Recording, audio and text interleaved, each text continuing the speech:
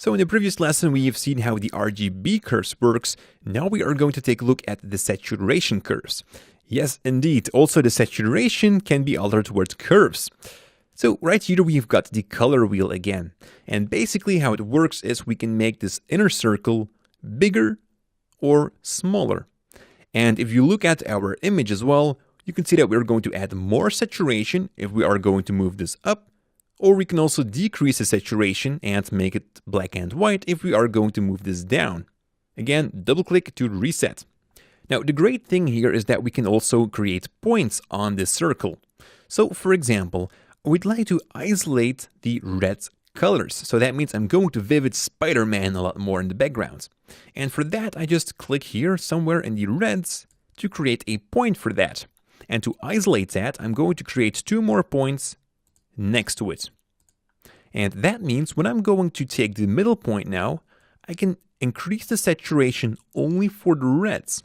And also if you look at your vector scope here in the Lumetri scopes, you can see what it does to the reds. So you can increase the reds or decrease the reds. So this gives us a lot of customization towards the saturation of the colors. If I'm going to increase the reds for now, you can see that Spider-Man is a lot more vivid. But also, we can bring down the rest of the colors. So if we're going to bring down the left point here, like that, and also the right point towards that, you can see that we have a great effect now. Everything is in black and white except for the red colors. This is also called the Sin City effect. Now, I must be honest that this clip isn't so great to do that because we've got so many shades of colors in here, and that means we have to increase the range as well. You can see what it does right here. Sometimes we have to increase this range to fully accept all the reds in here, maybe also some more magentas. All right, there you can see what it does to our Spider-Man.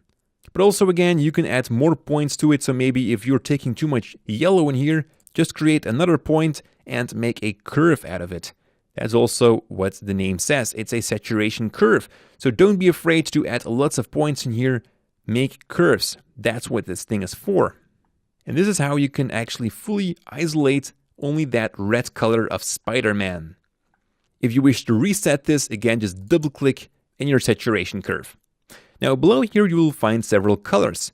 And that's, for example, when you want to select the reds, you can just click on that and it will automatically create 3 points here.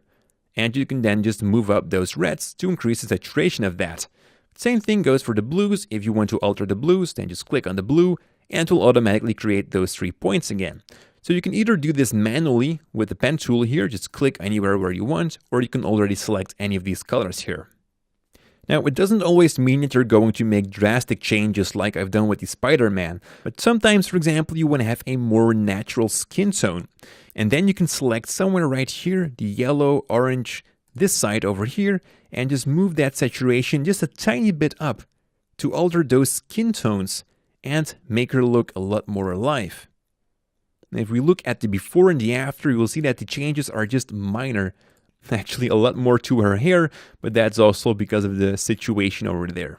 So this is how the saturation curves work. You can isolate a color and change its saturation of it. In the next lesson, we're going to go to the next step again, and that are the color wheels. So again, thanks for watching.